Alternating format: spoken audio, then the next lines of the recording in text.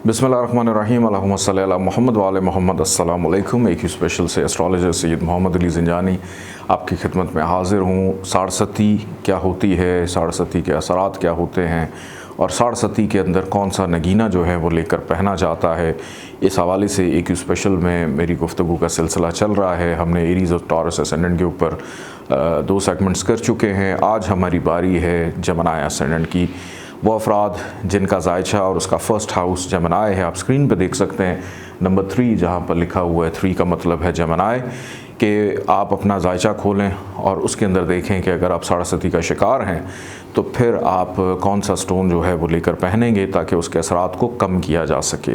लेकिन सबसे पहले ये समझना बड़ा ज़रूरी है कि साढ़सती का जुमला सुनते साथ ही आपने आग बबूला नहीं हो जाना, फ़िक्रमंद या परेशान या आपके पसीने नहीं छूटने चाहिए, क्योंकि ज़रूरी नहीं कि साढ़सती हर इंसान के ऊपर बुरे असरात मुरतब करे।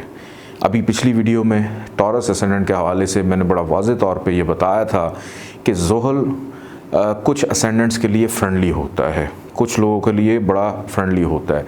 साढ़सती ये होती है कि पैदाइशी जायचे में किसी भी हाउस में, आपके जायचे के किसी भी घर के अंदर मून जो है, कमर पैदाइशी तौर पे जिस भी हाउस में है उससे एक घर पीछे अगर ज़ुहल आ जाए और वहाँ पर 2.5 साल का वो क़याम करता है तो साढ़सती का आगाज़ हो जाता है। फिर जिस घर में पैदाइशी तौर पे मून मौजूद है वहाँ पर ज़ुहल आ जाए, फिर वो 2.5 साल, और फिर वहाँ से निकल कर अगले घर में चला जाए और वहाँ पर अगर ज़ुहल आ जाए तो वहाँ पर भी 2.5 साल, यानी 7.5 साल का ये एक तवील दौरानिया। अब साढ़सती लगती है 2 प्लैनेट्स, यानी एक मून पैदाइशी और ट्रांजिट में ज़ुहल का होना।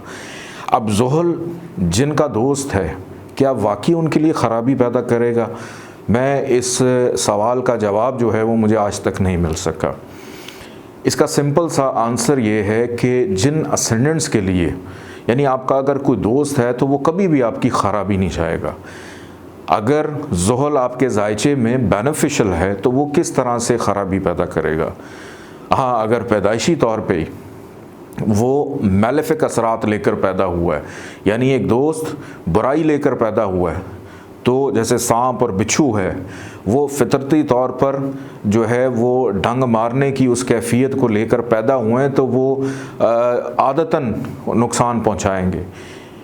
तो इसी तरह ज़ुहल की प्लेसमेंट को देखना बहुत ज़रूरी है कि जमनाई असेंडेंट के अंदर सैटर्न के पास 9th हाउस 2 घर हैं, 8वां और 9वां, नंबर 10 और 11 जहाँ पे लिखा है, ये 2 घर ज़ुहल के पास हैं।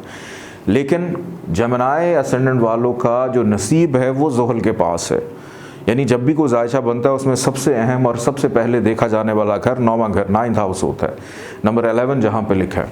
अब ज़ुहल की हुक्मरानी उसके पास है, तो सबसे पहले तो हम ये देखते हैं कि क्या जमनाई असेंडेंट वालों को वाकई साढ़सती भी तंग करेगी या नहीं करेगी।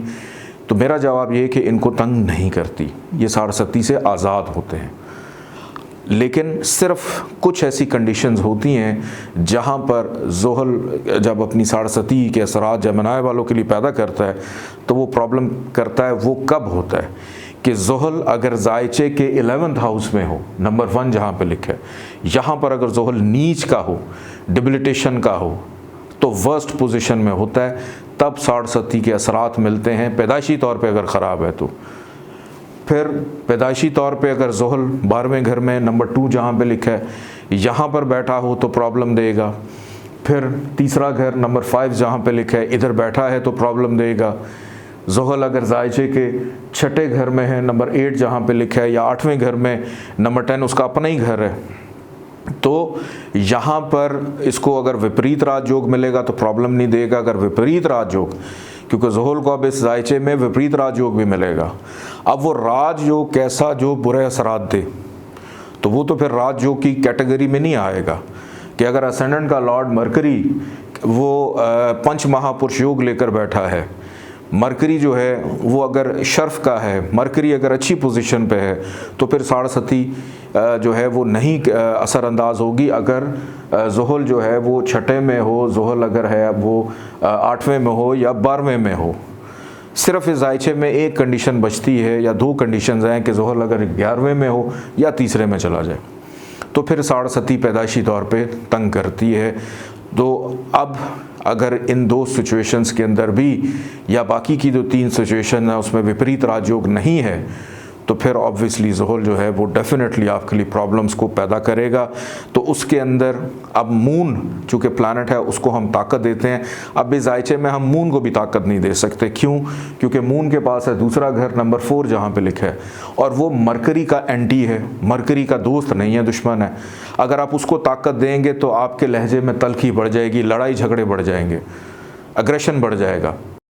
तो इस सिचुएशन में ये होता है कि असेंडेंट का जो लॉर्ड है मरकरी, उसकी पोजीशन को हमने देखते हुए मरकरी का जो स्टोन है एमरल्ड उसको पहनना है, ताकि साढ़सती के असरात का इम्पैक्ट कि अपनी ज़ात को ताकत दें, आपकी सोचने समझने की सलाहियत बेहतर हो।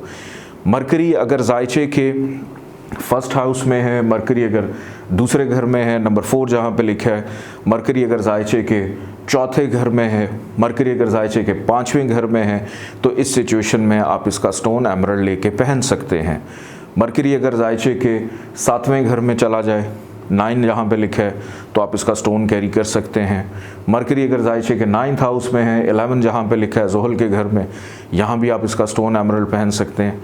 लेकिन मरकरी अगर 10वें घर में आ जाए, नंबर 12 जहाँ पे लिखा है, यानी छठा घर, तीसरा घर, नंबर 5 जहाँ पे लिखा है 3rd हाउस, नंबर 8 जहाँ पे लिखा है छठा घर, नंबर 10 जहाँ पे लिखा है 8वां घर, और उसके बाद 10वां घर जहाँ पर मरकरी 10th हाउस में नीच का यानी डिबिलिटेशन का हो जाता है, सबसे ज़्यादा वर्स्ट पोजीशन में। तो ऐसी सिचुएशन में आप इसका स्टोन नहीं पहन सकते एमरल्ड। फिर इसके बाद अगर 12th हाउस नंबर 2 जहाँ पे लिखा है, यहाँ भी अगर नहस घर में चला जाए तो इसका आप स्टोन कैरी नहीं करेंगे। फिर इस सिचुएशन में आप प्लैनेट्स के जो सदकात हैं वो देकर गुजारा करेंगे। अपना बहुत सारा ख्याल रखिएगा, फीडबैक दीजिएगा। इजाज़त दें, अल्लाह हाफ़िज़।